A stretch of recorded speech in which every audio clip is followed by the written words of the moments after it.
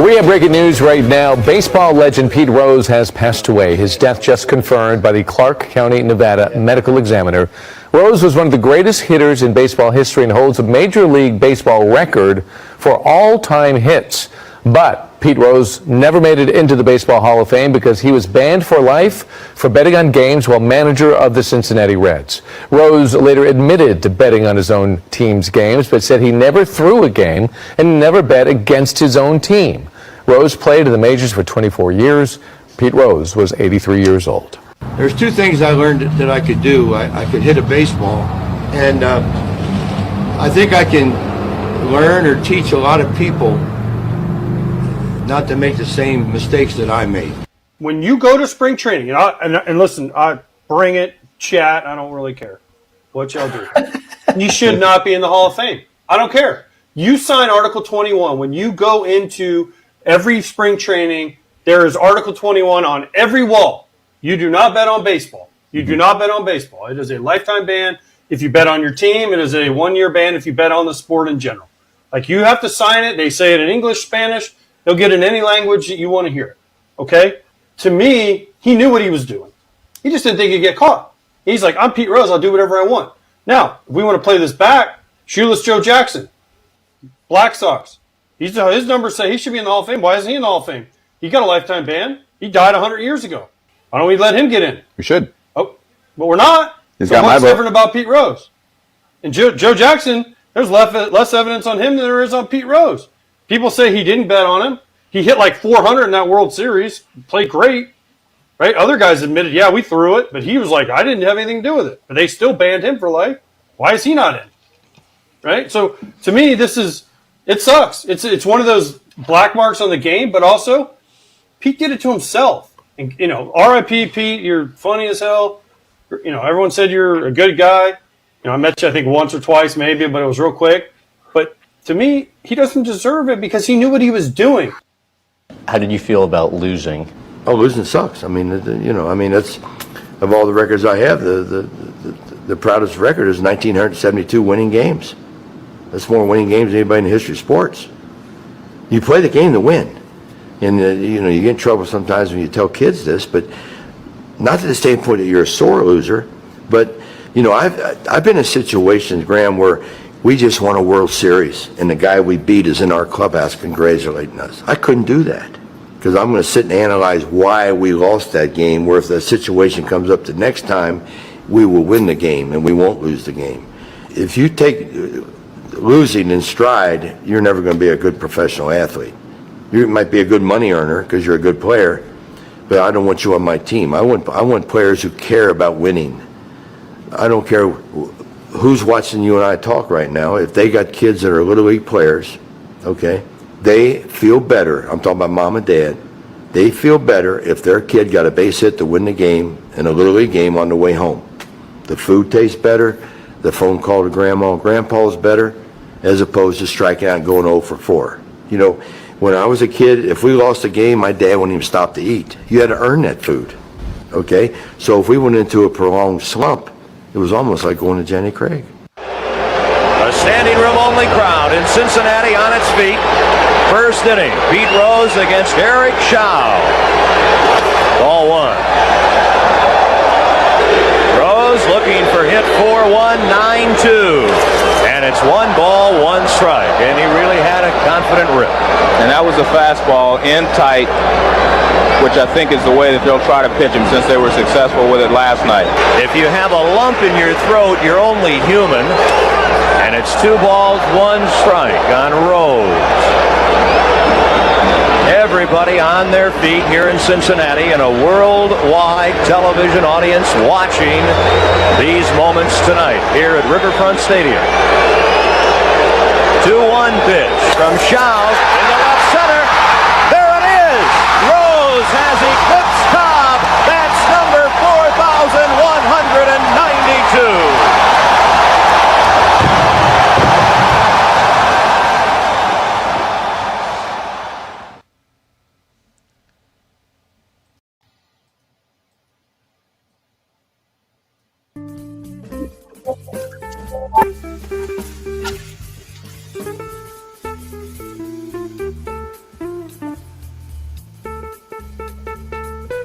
How are y'all doing? Doing good. We're going to go ahead and, Doug, I'm not talking to you. I'm talking to people. I know. Come on, man. Get it together. All right. So let's go ahead and get into this. Welcome in to our Once Upon a Pastime series, excuse me. I want to go ahead and open up the essentially what we're going to do is we're going to start this off. The first thing that I'm going to bring up here is I'm going to throw. So Doug is a huge Cincinnati Reds fan. He's been a Reds fan. When did you start following the Reds, Doug? 1973. Okay. So 1973 was so 1973, your first, what is that, like about almost, not quite, but about a decade into Pete Rose's career. Mm-hmm. And so long story short, before we start this, what I do want to read to you is some things that I found, because I think most of this is going to be the case for why you put him into the Hall of Fame and why Doug believes that, why many people believe that. But I did want to throw some things out there, and you heard that in the beginning. The guy that was talking about he did not believe that he should be in the Hall of Fame was AJ Przinsky, who played for many teams, including the Atlanta Braves, all over Major League Baseball. And his argument was this, and I'm going to put it on the screen here in 1 second. This is Rule 21 of Major League Baseball, and it is plastered everywhere. And when I say everywhere, I mean everywhere. It is plastered absolutely everywhere in the locker rooms, all over the place, right? Go ahead and put it on the screen here. I'm going to read it off to you here in 1 second as it comes on. Any player, umpire, or club, or league official, or employee who shall bet any sum whatsoever upon any baseball game in connection with the bettor has a duty to perform. It shall be declared permanently ineligible. That Rule 21 is everywhere. It is all over Major League Baseball locker rooms. They talk about how it's carved into soaps. Every year when they come in, you have to sign that you are aware of that. That's not something you just get at the very beginning of your career and it's over. Every baseball player will tell you, every locker room, they have several signs all over the place. This rule 21, was brought into play in 1927. So Pete Rose was well aware of this rule. It's not like this is something that happened in the middle of his career, end of his career, after his career. I mean, they talk about how jokingly they say it's in the sandwiches. It's everywhere. You have knowledge of this rule. And so I'm going to give you some pushback that I saw, Doug. And then we're going to get into why, and then I'm going to save some of it for later. But this was a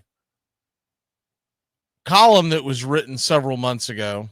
This is before Pete's death. Forbes magazine says it is impossible for a player not to be aware of Rule 21. It's everywhere. It's posted in the clubhouse, et cetera, et cetera. Rose knew the rule. Rose broke it. In 1989, Faye Vincent to Forbes, and remember, this is the claim that all these years, Pete Rose swore that Faye Vincent told him in confidence that if he admitted to gambling, he'd be kicked out. And according to Rose, he'd be back within a year. Nobody bought that. But he swore until the day he died that he thought that he would be allowed back in one day. But everybody knows Vincent passed away before any of that could happen. But this is his comment. Because it's not a question that we should feel sorry for Pete Rose or whether he has served his time. None of that's relevant. What is relevant is the gambling deterrent in baseball is perfectly effective. Nobody bets on baseball, and I mean nobody. And the reason is absolutely clear. And if you change that deterrent, even if you wrinkle it a little bit, you run the risk of undermining the game of baseball. If you reinstate him, you are fooling around. You're asking for trouble. So I lay that out there, Doug, because I didn't want this just to be a big tongue bath, right? I wanted to, kind of lay out both sides of it. But you're a huge Pete Rose fan. You're a huge Reds fan, and obviously you would be in on saying put him back in, et cetera, et cetera. Give me a solid argument on why what I just read to you is horse hockey. It's wrong. It's way off. Whatever you want to say.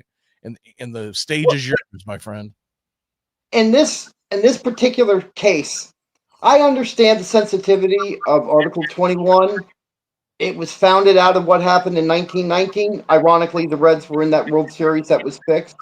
So I understand why Brzezinski is all sensitive about it and why baseball is sensitive about it. But in Pete Rose's case, you had said Faye Vincent was actually Bart Giamatti who made the deal with Pete Rose in '89. I'm sorry. It was Bart Giamatti. Sorry. And Bart Giamatti gave him his word that he would. It was Faye Vincent that took over. That was Bart Giamatti being interviewed. Excuse me. Ironically, he would die after making that deal with Rose. He would die a week later of a heart attack. So Faye Vincent was like right on top of it after the deal was made. Right. It was Faye Vincent who slit his throat, basically. Faye Vincent didn't like Rose. He, for whatever reasons that Faye Vincent, he always considered Rose a dirty guy anyway, which we can get into later on if you want to. And he just saw an opportunity to slit his throat after another deal was done.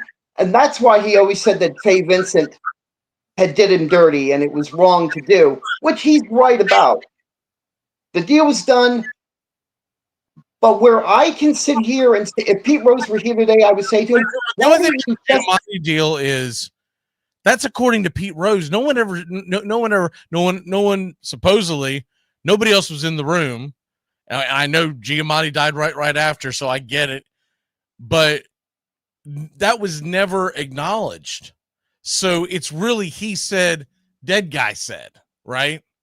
So it's really, and here's the problem that I think a lot of people have is that he lied every step of the way. Why would he not lie about that?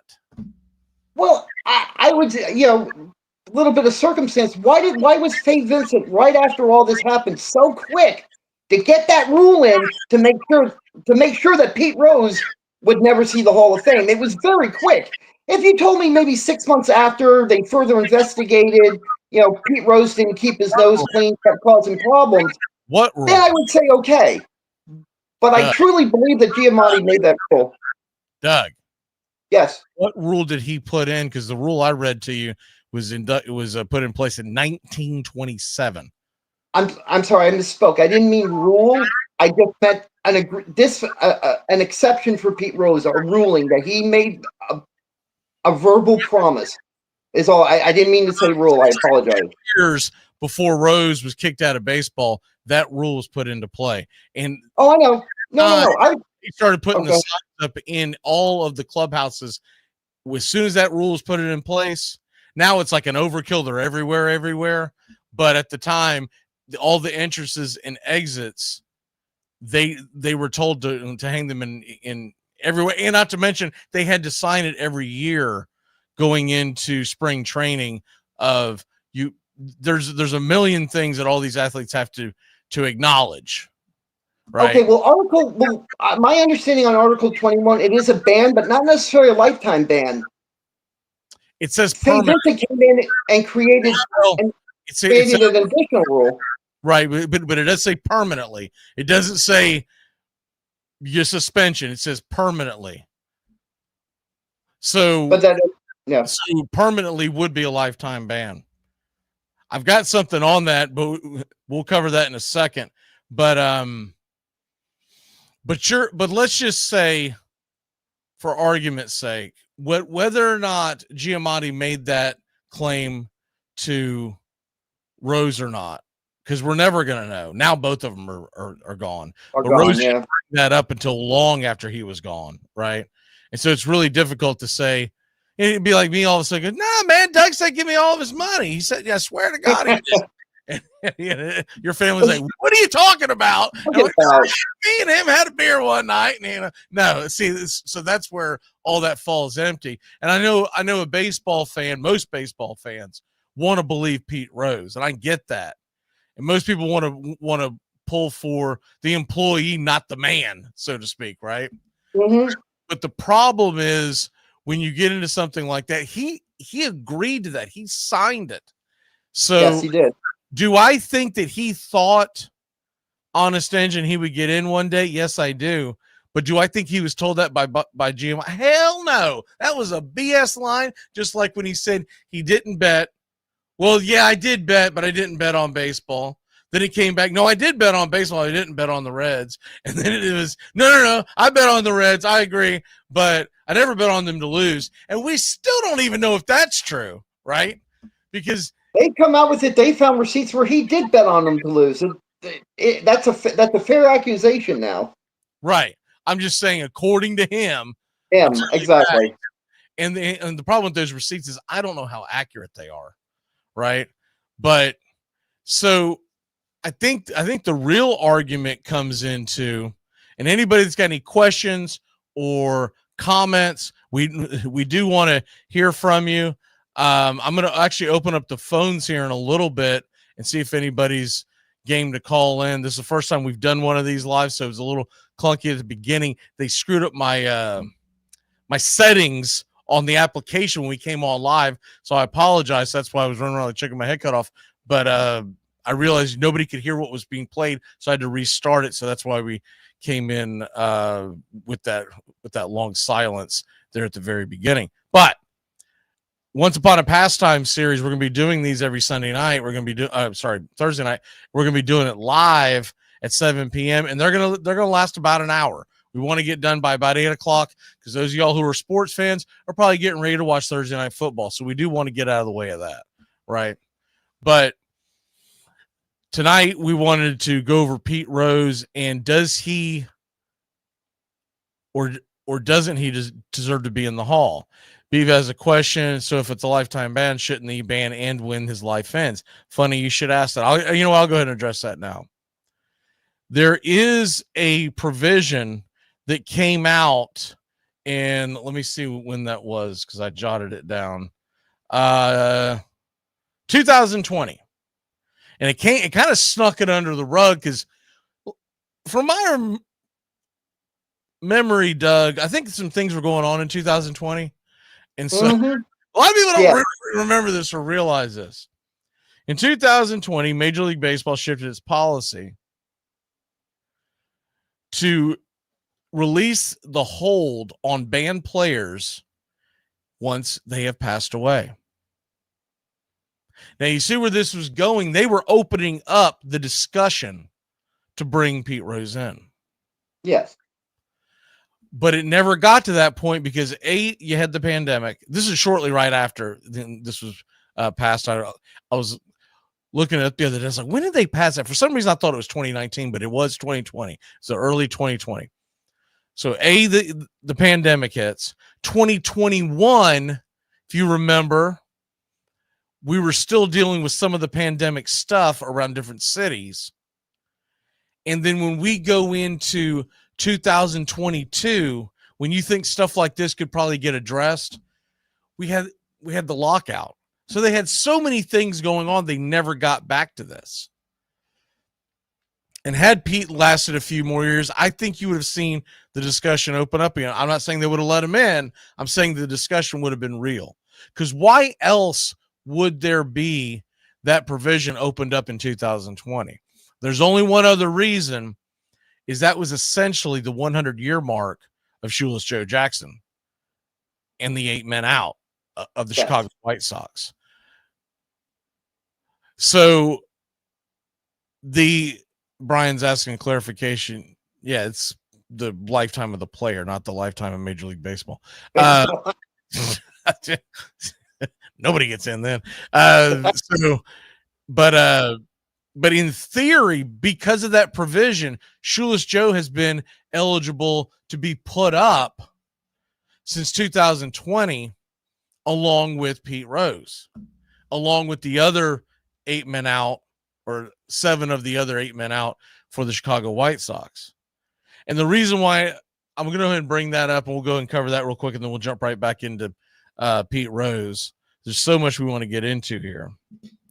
But the thing is, Shoeless Joe Jackson was kicked out for signing a waiver just like Pete Rose that he had gambled on baseball. There's strong evidence that Shoeless Joe Jackson did not know what the hell he was signing. Shoeless Joe Jackson grew up in South Carolina in the late 19th, early 20th century.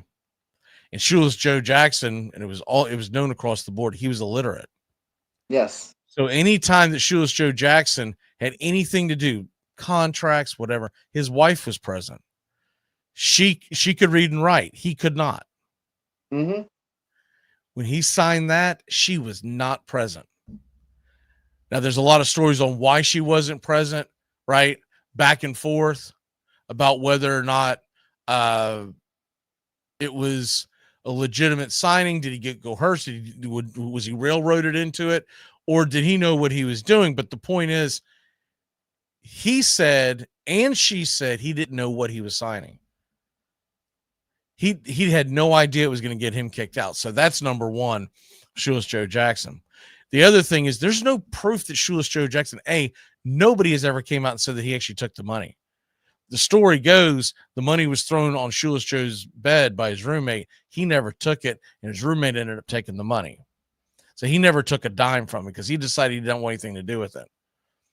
But he didn't want to rock the boat, so he didn't squeal on his teammates. You also got to remember back in that time, those players were being treated extremely poorly by Comiskey, the owner, and the ones that did throw the series, they were ticked off that they weren't getting any money.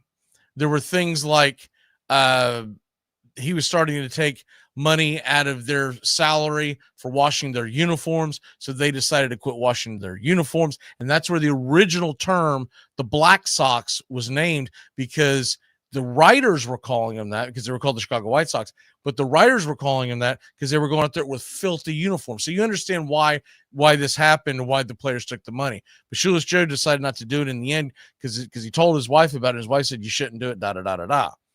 And here's the other evidence, and we'll get back to Pete. Shoeless Joe Jackson played in 2 World Series and won one of them in 1917. In 1919, the World Series that he played in, and where's his numbers? Here we go. So in 1917, he hit 304 with 634 OPS, which wasn't terrible back then because there weren't a lot of home runs. It was a dead ball era. No extra base hits. 2 years later, Shoeless Joe Jackson, in the series that he was supposedly throwing the game, he had no errors, a 375 batting average, okay, a 957 OPS, only 2 strikeouts, 12 hits in that series, 3 doubles, a home run, 6 RBI. So that's why it leans to, I have always said that Shoeless Joe belongs in the Hall of Fame and that he did get railroaded. But the problem is, it's another one of those did he or didn't he, right? But anyways, back to Pete Rose. Here's the argument for Pete Rose. Pete Rose supposedly did the gambling for when he was a player. A manager. He did not do the gambling when he was playing. Supposedly, this all began. Now, that's where the story gets a little wonky, because depending on who you talk to, some believe he started betting late in his baseball career as a player. Some believe what he tells everybody is he started as a manager. I don't know. But as a player, just so for people to understand how good this man was, 3-time World Series winner, 75 and 76 with the Reds, the Big Red Machine, and 1980 with the Phillies. 17-time All-Star. He was the World Series MVP in 75 with the Reds. He was the NL Rookie of the Year in 1963. So I guess, Doug, you were, it's about halfway through his career. When I first started watching. 63, 73, yeah. Yep.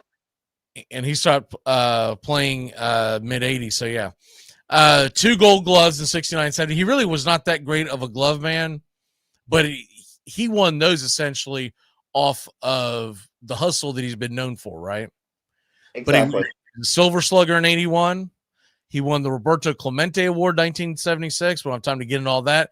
But when you win the Roberto Clemente Award, it's for deeds off the field, not on. The Reds have retired his jersey, number 14, that he's in their Hall of Fame. He was on the Major League Baseball All-Century team of the 20th century.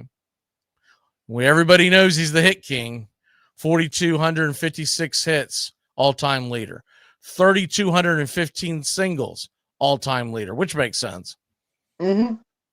That's actually the number I think that will never get broken. The hits, you can almost convince me, but the way today's game is with doubles, extra base hits, I think it's more likely that 3,215 always stays as opposed to someone just decides to play for the rest, for 20 years or whatever, like a Luis Arias type. But anyways. Well, it's interesting. Oh, go ahead. I'm sorry. I'll finish this up real quick. 3,562 games played, most ever, which is why he broke the hit record. And 14,053 at bats, most ever. 15,890 plate appearances, most ever. And he was not a home run hitter, 160 home runs. He batted .303. So look, they always say, if you can hit the ball 3 out of 10 times, fails 70% of the time, you go to the Hall of Fame. That's exactly what he did. But he's not he's not known as like a Ty Cobb or a Shoeless Joe Jackson, where they were the elite of the elite hitters. But he got on base. His nickname was Charlie Hustle for one reason and one reason only.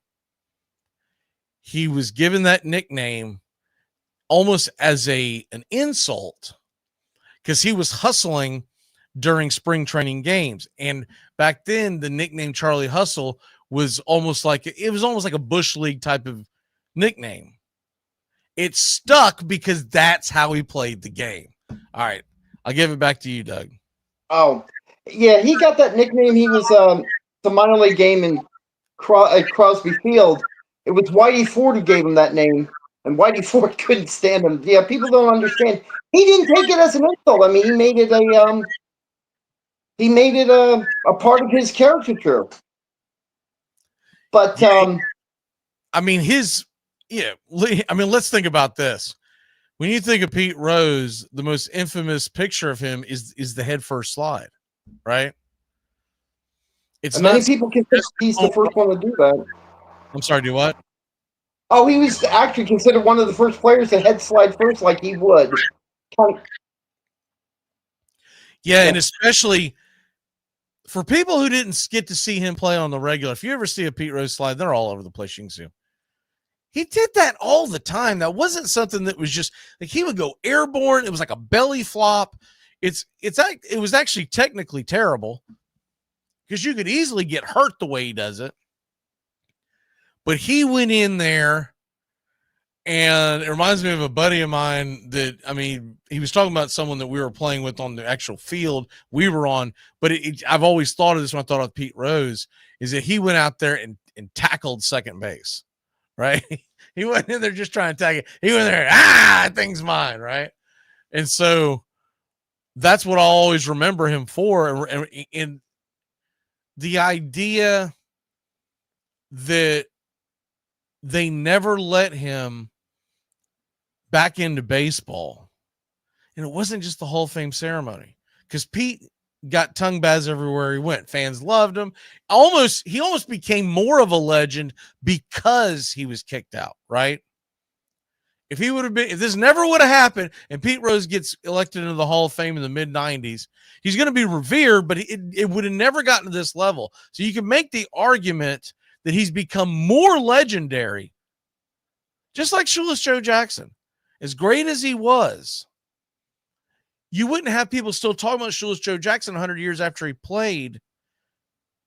How many times you hear people reference Christy Mathewson? He's arguably one of the greatest starting pitchers of all time, played in that same era, but no one talks about him. His nickname was the Christian Gentleman. So he was too good for people to still talk about, right? Yeah. So we talk about Shoeless Joe Jackson because over time we always see him as the victim. He's the working class victim of corporate baseball, if you will. He became almost a fall guy for something that somebody else did. And time has proven that to be almost correct. Pete Rose, I just feel, one thing too, over time, when you really look at him as a human being, and this is where I would make the argument against him. As a human being, when you look at some of his things that he did on the field, and a lot of the things he did off the field, I could almost I don't want him in the Hall of Fame because I think he's kind of a classless jerk. When you take a hard look, forget being a Reds fan for 5 minutes and just look at him as a human being. The things he was accused of, the things he used to do, and never mind the gambling, just, he had 2 women in every town and things like that. And then later on, the supposed, they never proved it, but the supposed drug dealing, he collected these kids, these guys who wanted to play baseball, and he let them live in his house. And the one guy who went to prison for it, Tom Gianosa, said, I used to collect all his bets, and I used to pick up money to go deal drugs for him. right. Now, they never proved that. And to be fair, none of the drug stuff was ever proven. But that kind of taint and that kind of accusation, it makes you wonder. It just makes you wonder, and it actually goes, well, do I want a guy like this in the Hall of Fame?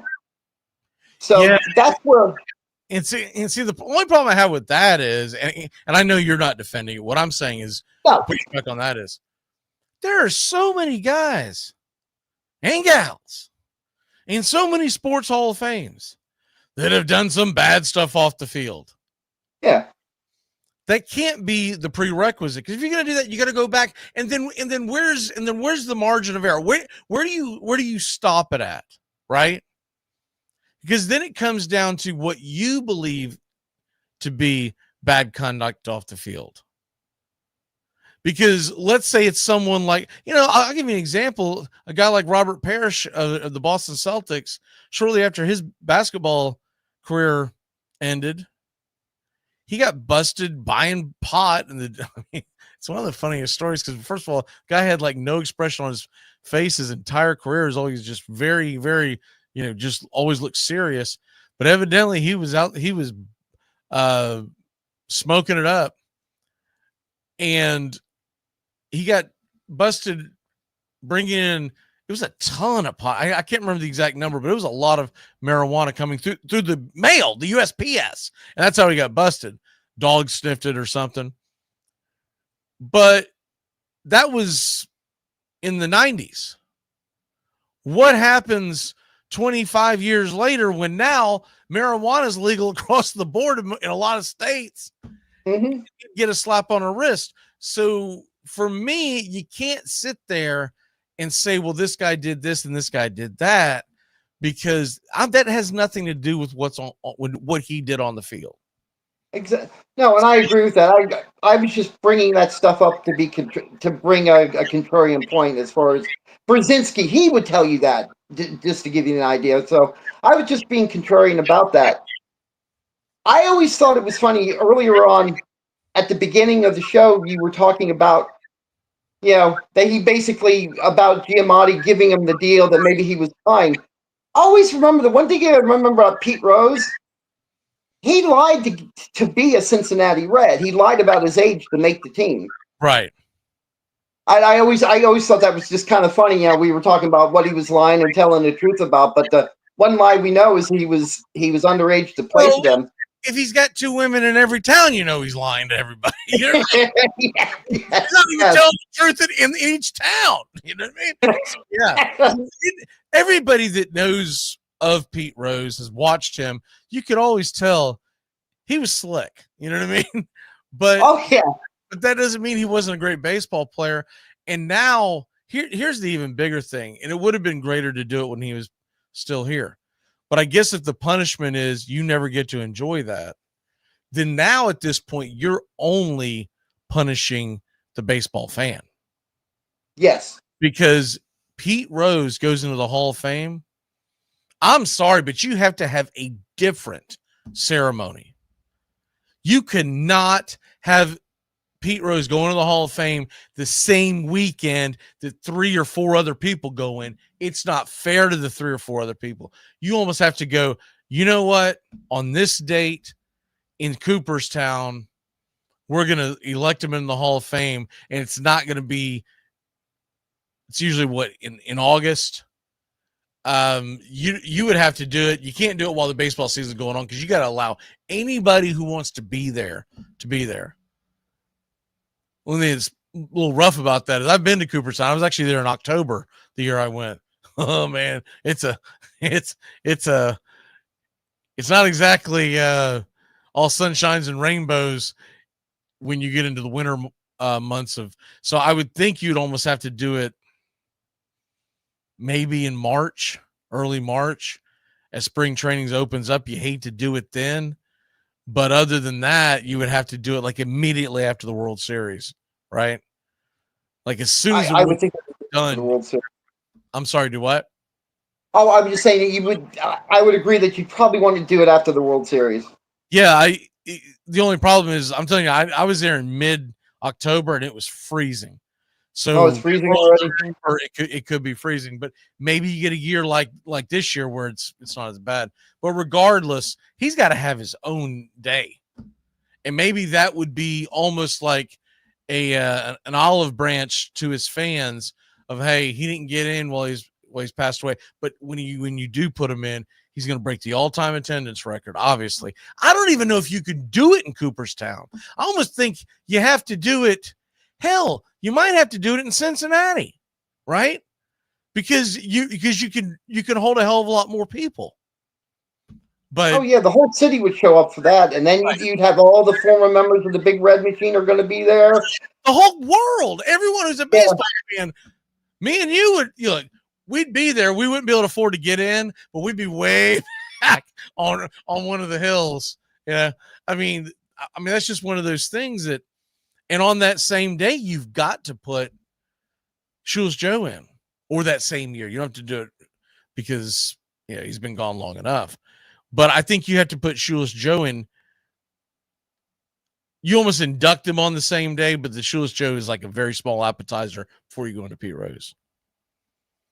Because you can't make the argument against Pete Rose and for Shoeless Joe and vice versa. If you put one in, you got to put them both in. If you don't put one in, you got to leave them both out.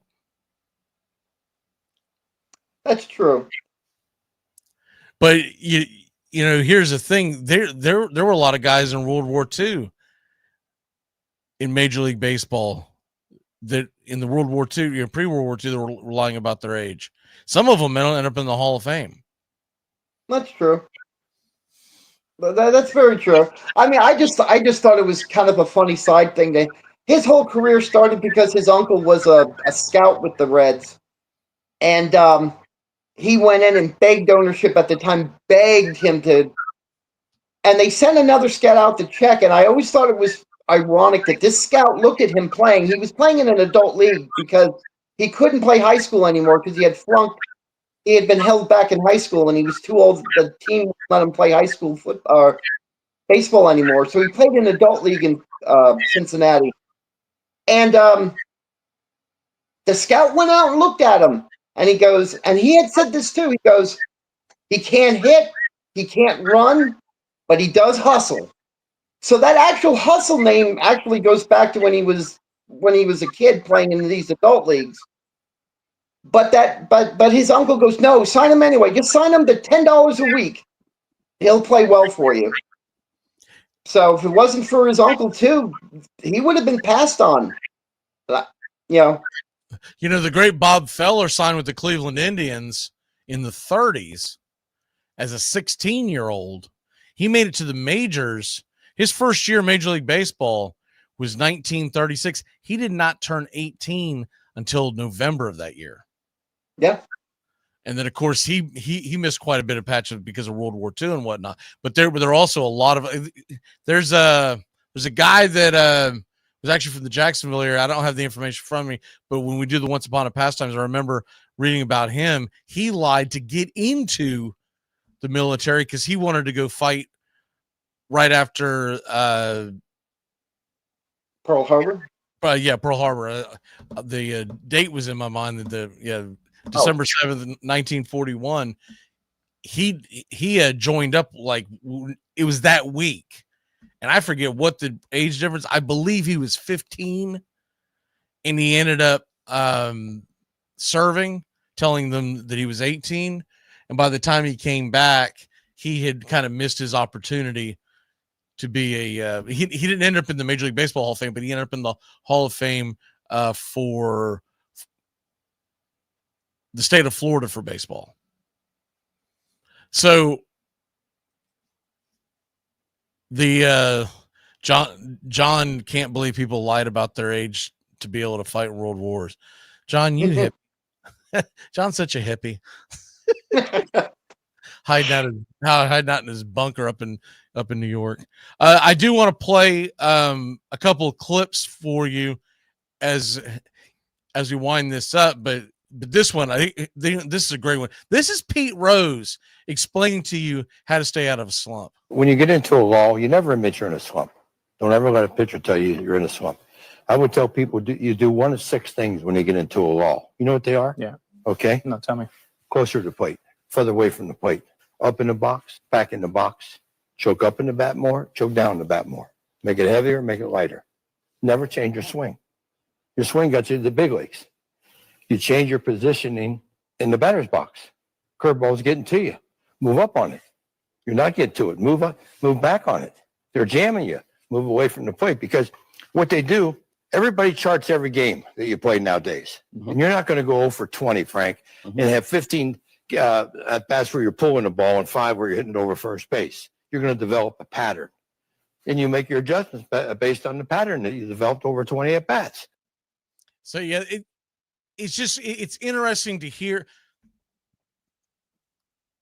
When I think about how much baseball lost by not having him a part of the game, just as a hitting coach, right? You hire him as a hitting coach, or maybe a hitting consultant, right? You don't have him in the dugout. You don't have him in the field. You don't have to have any kind of ability to affect the game. But you could have had him as a hitting instructor in spring training for all of Major League Baseball, right? Yep. And the game would have been a better game. Because when you hear that, and look, most people kind of understand that have been following baseball forever, but when you hear a Hall of Famer, an all-timer say it, it really hits home. Because instead what we see today is you'll see a guy go in a slump and they're watching video and they're looking at their swing and they're doing this and they're doing that, but you never hear them talking about move up in the box, move back in the box, right? You never see them talk about changing where you're holding the bat at. Hell, there's only a handful of players nowadays, Doug, that I can even think of off the top of my head that routinely choke up on a bat when they get to 2 strikes. Rizzo was one of them. We just saw it in the World Series. Nemo does it quite a bit, and Jeff McNeil doesn't really count because he pretty much is always choked up on the bat. But there's not many because they have been taught go for the long ball. Pete Rose was always about getting on to win the game, right? And that's what I think that's what crushed most of us. Is he, man, the guy that hustled that much and you were betting on the game, was he being in the game not enough? You know what I mean? Like, well, always got to remember with Pete Rose too, his father was his first coach and drove him to be the player that he became. His hustle, he had said it at one point in time that They asked, well, why are you running back and forth like this constantly? He goes, because my father is watching these games. And if I don't hustle and I don't play my best, I'll go home and my father will kick my ass if I'm not hustling every day. Because you got to remember, early on in his career, in 63 and 64, he was still living at home with his dad. His dad used to drop him off at the stadium to play or to get to the airport when the team traveled on the road. And he was terrified of his father. And I don't know if I grabbed the clip, but there's a clip that I found, and I might end up using it in our clips during the season. But there's a clip that I found where he talked about, maybe this is it. Let me play it for you, Doug. You play for one reason and one reason only: to win. I would assume that you would consider your greatest accomplishment either a World Series or being the Hit King. What do you consider the greatest accomplishment of your career? Well, I have all the records, but the best record I have, okay, seriously, think about this. The best record I have is I played in a game for my team 1,972 times, and we won the game. That's 200 more than the guy's second. And the guy's second's a pretty good player. His name was Carl Yastrzemski. So when you're 200 ahead of the second guy for the most wins, just think if you come up tomorrow and you play 19 years in a row and you win 100 games every year, and no one will probably win 100 this year, you're still going to be 77 games short. That's a good record. Games won. I tell kids all the time, you play for one reason and one reason only: to win. Losing sucks. Everybody's in a better mood when you win. And then there's one that'll play later where he's talking about how his dad wouldn't even, if they won the game when he was a kid, they got to eat somewhere, right? I don't know, hot dogs or whatever. But if they didn't, he drove straight home. Yep. And that was the mentality. And now that so many kids nowadays are growing up with the exact opposite of participation trophies and all that nonsense. And you wonder if you'll ever see someone play the game as hard as he did ever again. And that's the thing. Guys today don't play hard, don't get me wrong. But I'm talking about balls to the wall, going 1,000 miles an hour, not giving a crap about anything. And yet also, he went to the post. He wasn't a guy that was always injured from diving. Right. He was hurt all the time. He was never injured. Very true. I mean, that's the difference between crying and saying, "Oh, I'm hurt," and as I heard someone say this years and years ago, you just tie your boots just a little bit tighter and get back to work. Right. Yep. So, and I'm sure some of it also is genetic. He probably just, was made of granite and had a lot to do with it. Well, if you look at pictures of his dad, he's an exact copy of his dad. And his dad had a reputation as being a tough guy in sports too. So yeah, it comes from his dad. Everything he did, I think, as far as being a professional athlete, came from his dad. But the way he even speaks, because I remember an interview a very long time ago when his father was still alive, and his father speaks the same way. So when you listen to him speak, and we were just listening to that little tidbit in that interview, that's the Pete Rose everybody remember, how smooth he talks, and you want to listen to what he has to say. He's so great at communicating the game. Henceforth, what you talk about, what a great coach he would be. Pete Rose was from Cincinnati. Yeah, he was actually born and raised in Cincinnati. So he was literally a hometown kid. That's why he's such an icon. I mean, and he played, but the fact that he was from there, it's just like Johnny Bench was never loved as much as Pete Rose, and Bench hated that. And that's why they really, there was always this. And it was also because he didn't like Pete's lifestyle. Johnny Bench was straight down the middle, but Johnny Bench came from Oklahoma, and Johnny Bench always felt lucky and fortunate to still be able to play the game, because a lot of people don't realize this, but Johnny, that's a different one for a different time. But Johnny Bench had some health issues. He thought he may have cancer at the beginning of his career. He also almost died in a car wreck where two of his teammates in high school did die. I said car, I'm pretty sure it was a bus. But No, it was a bus. You're right. so he was always just, there's a different, the people that cheat death like that, they always seem to have this different of, man, that was close. I better do something with the time I've got left. Mm-hmm. And Yeah, then you have people who, when you see people who like their whole life, they don't have much of a work ethic, but things always seem to fall into place. Well, they were probably, silver spoon their whole life. Or they were an extremely talented athlete and never really had to work for anything because they were just that good. Yeah, and the Bench and him are two of those who are just naturally gifted to play the game. They were meant to play baseball. No matter what scout goes back in when he's a kid and tells him he can't run, which he learned a lot when he went to the minors. When they finally signed him and sent him to the minors, that first year in the minors, yes, he had 36 errors in his first try, but he never made the same mistake twice, and that's why he corrected himself and he was up in the majors the next year, where he was rookie of the year. Yeah, he was. And so to kind of go back into, so we laid out some things of all the things that he shouldn't be in. Let's talk about why he should be in, right? Pete Rose, now, even though he won the World Series MVP in 75, you wouldn't really call him, he wasn't a Mr. October type, right? He actually had much better numbers regular season than he ever did in postseason. He had 269 batting average in the World Series. So kind of middle of the road considering how good he was. But in the entire postseason, we're talking about back then, it was just NLCS in the World Series. He batted 321 lifetime. Yes. And he always played really well in the NLCS. But he had some stinkers in the World Series. But in the NLCS, he always shined. But back then, especially because you're talking about very few games were televised. There was no Sports Center rerunning his clips all the time. What people knew was what you did in the World Series, right?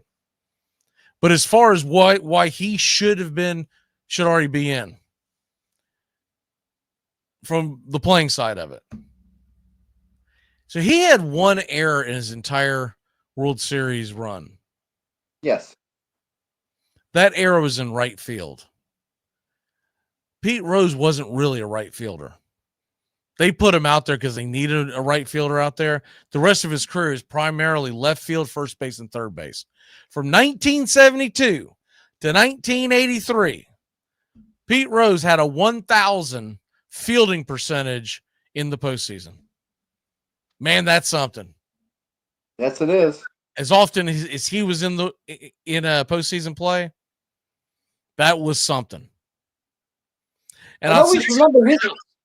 I'm sorry. I was just going to say, one of his greatest postseasons wasn't even with the Reds and the Big Red Machine. It was when he was with the Phillies. He had that great run, no errors, and I think he batted. I do believe he batted .412 in the World Series with the Phillies.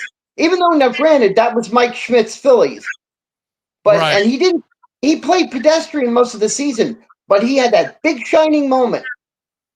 And I can't remember which game, but in the World Series, he shined. He was a kind of a Mr. October then, and that's late in his career, and he did that. Now, are you referring to the 80 World Series or the 83? Yes, I'm referring to the 80 World Series with the Phillies. Yeah, the 80 World Series. The AL, not the World Series, no, but the 80 NLCS, he hit 400. NLCS, I'm sorry, I didn't mean to say World Series. I apologize. And the 80 NLCS with Philadelphia hit 400.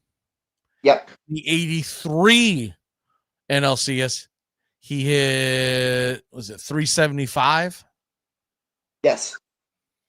In the NLDS, when they implemented that, 1981, he hit 300, so not too shabby.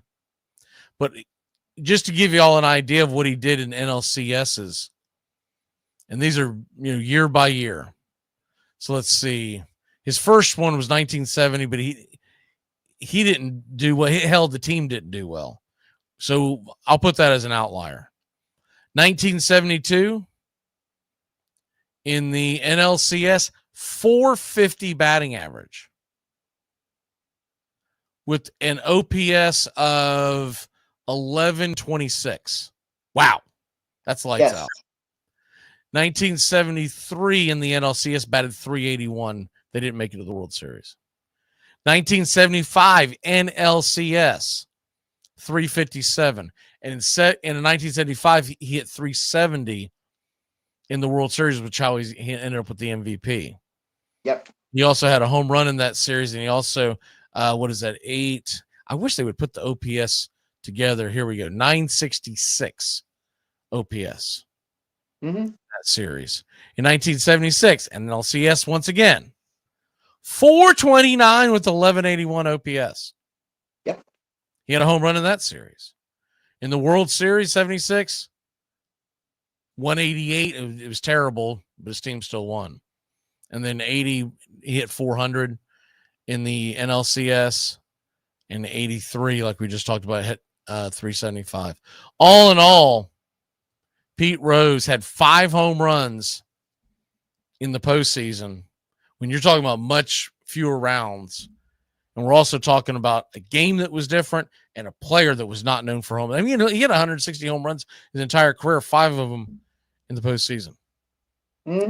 5 in the postseason, I should say. The other thing that I want to lay out here too is that we're not about forgiving these guys for cheating the game, right?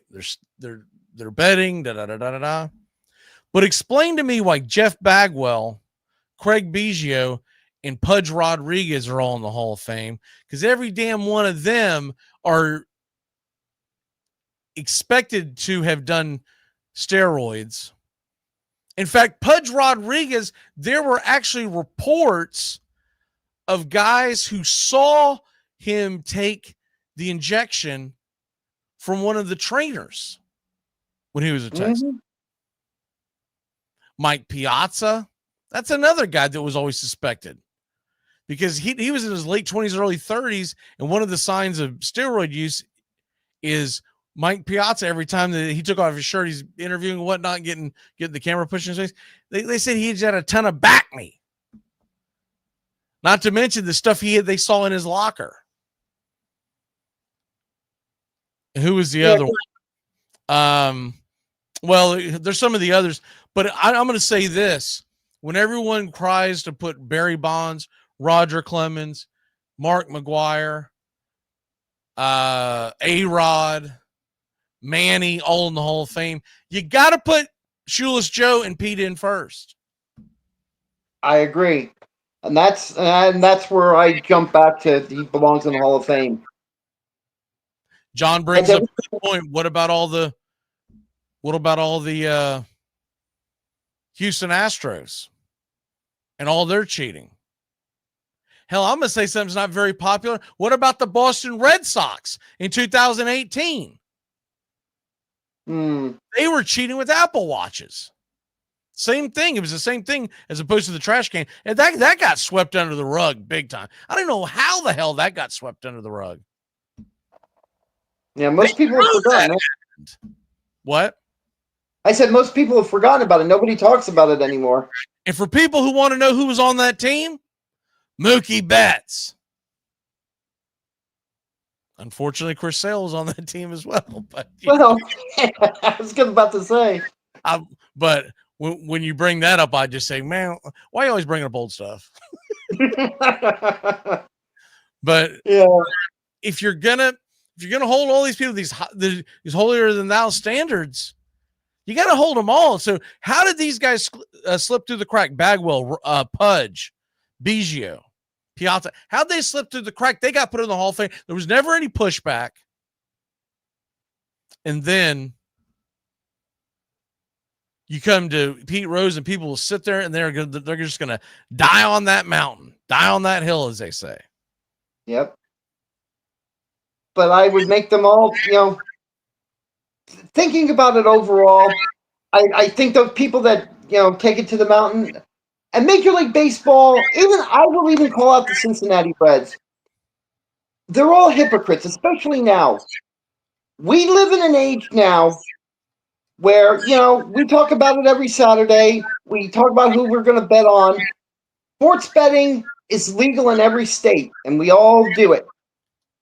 And I don't know if people realize, but the NFL and MLB, with the different sites that we use to gamble, the NFL has and MLB have stakes in those betting sites, believe it or not. Well, and you're that's sitting here, the hypocrisy of it, right? yeah, that's what I'm saying. That's the true hypocrisy when we think about Pete Rose after all these years, and here's MLB got 10% stakes in all the betting sites, telling me it was wrong for Pete Rose to bet. What a crock and what a hypocrisy that we sit here, actually even have to debate or push him in. While MLB has been making money on him, making money on gambling for years now. But yet we have to sit here and nitpick whether Pete Rose is this or that. And I think that's the ultimate kind of insult. And always remember, I meant to mention this earlier. The Reds knew he was gambling when he was a player with them. That's why they didn't cough up money to sign him when he left to go to the Phillies to make that $3.4 million, which made him the highest paid player. They knew about that. They knew he was gambling. That's why they didn't. One of the reasons they were hesitant to sign him and didn't offer him major money. He goes to the Phillies. When the Reds need a manager and a player, they brought him back because they could make money on him. Because the fans would come back to the seats. What's her name brought him back? Marge Schottenheimer or whatever her name is brought him back. And made a big deal about him. And you made money on him. You knew what he was doing. And he was still doing it then. And you didn't care because you could make money on him. So shame on you. Shame on you, Reds. For those of y'all who are watching on Braves Country Radio on our YouTube channel, first of all, I apologize. The Facebook didn't, for whatever reason, Facebook didn't pick this up. There was a bunch of internal errors, and I finally just said to hell with it. I'll just put the link in Facebook. But the reason why I'm putting those two up there, you see Pete Rose and you'll see Shoeless Joe Jackson, pictures of them in the backdrop of the Hall of Fame. Is we talked about doing this for a long time. We never did it, but we started it years ago, and then then the pandemic hit, and we never finished it. But what we're bringing into this year into the fold on this station on the show is we believe that the fans need a Hall of Fame, right? That the fans need to elect their own guys. And so we're going to do actual videos breaking them down, and those will drop sometime during the off season. But I did want to announce that tonight, Pete Rose and Shoeless Joe Jackson, if nothing else, they will be the first two inductees into the Braves Country Radio Hall of Fame. But they're going to get their own videos and their own drops, and you'll see how we do it. But we will later on down the road add other players, and we'll do those live and whatnot. Gonna have to wait till basically towards the end of football season when Doug and I aren't quite as busy, but we're gonna do this based off of your votes. But these two, I'll die on the hill. They are the first two into our Hall of Fame, and we're gonna put people in that we believe should be in that aren't in the actual Baseball Hall of Fame. And we've done these before, but this time we're going to set it up a little different. But we're going to kick some people out of the Major League Baseball Hall of Fame. Huh? Those will be a lot of fun. We do have a clip that we're going to play as we leave out of here, but I'm going to give you the last word, Doug, before we play the clip. But my last word is this, and I know it probably seems like I always give pushback on it. I think the man did his time. And I think it's absurd that we waited till after he's gone. But you can still do it while legions of his fans are still alive. And that's what Major League Baseball or whoever makes the decision across the board, because it's a committee. It's not just Rob Manfred. Everyone throws Rob Manfred under the bus. He does a lot of things we don't agree with. This ain't one of them. You got to put him in before little boys are put in the ground like Doug, who grew up watching him. You wait another 40 years, what the hell does that do? Nobody who watched him. So we finally are putting in Shoeless Joe. Let's say Shoeless Joe and Pete both go in tomorrow into the National Baseball Hall of Fame. What the hell does that do for the Shoeless Joe fans? They're all gone. Yeah. Who's watching baseball in 1919 is going, yeah, okay, let's go. I'll give you the last word, and then we got to jam out. What you got? My last word is, let's put Pete Rose in the Hall of Fame. Like a very long time ago, it was said that when Julius Caesar died, let's burn the tyrant and celebrate the greatness of Julius Caesar. I say for here, let's put Pete Rose in the Hall of Fame. Let's burn the gambler and celebrate one of the greatest baseball players ever. Yeah, it's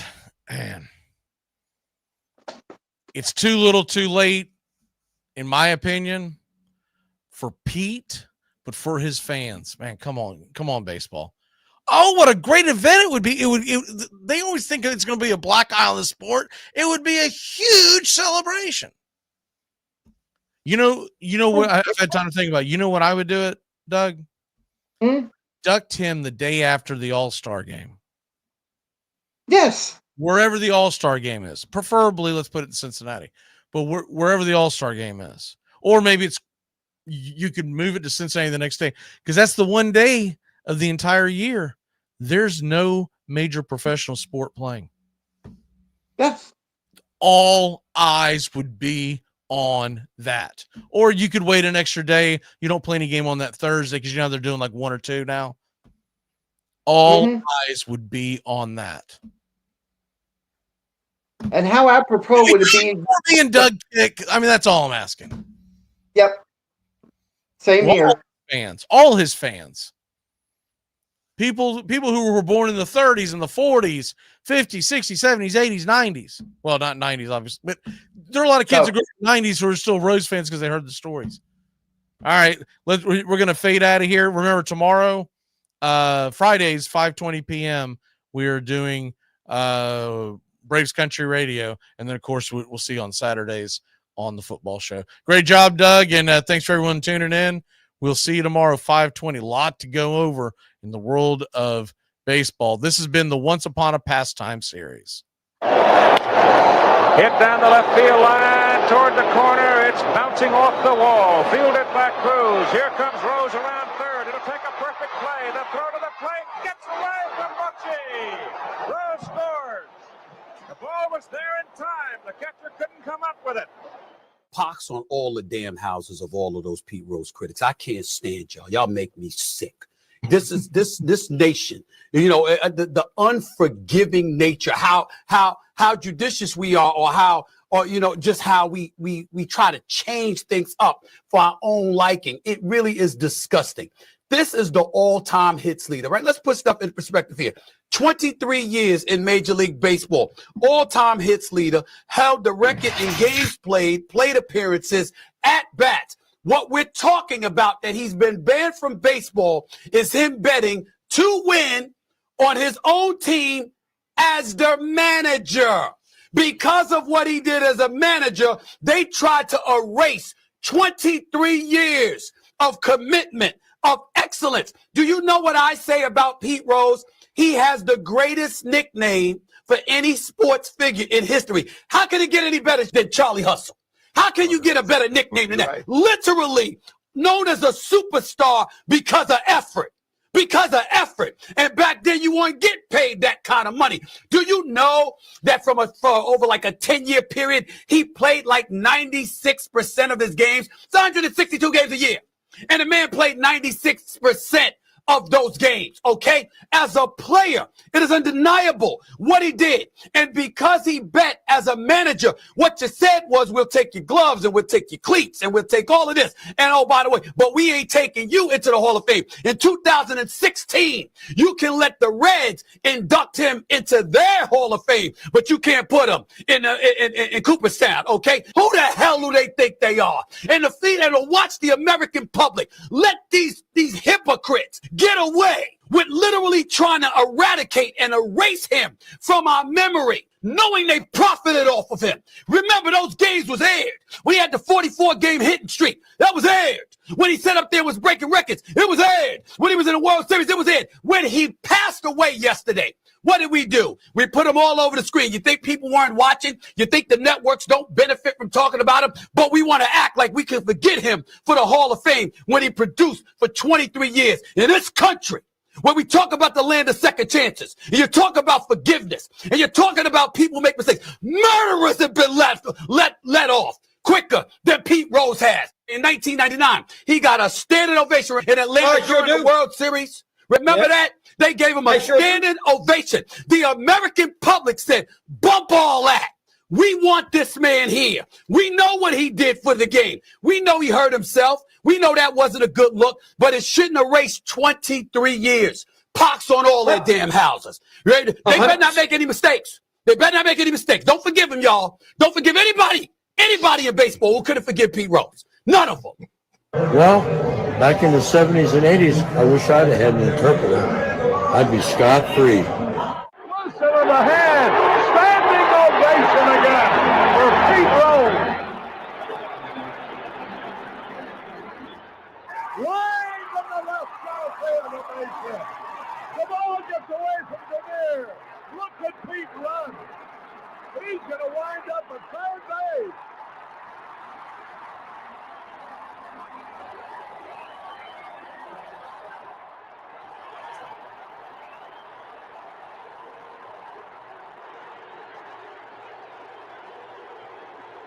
Listen to the crowd.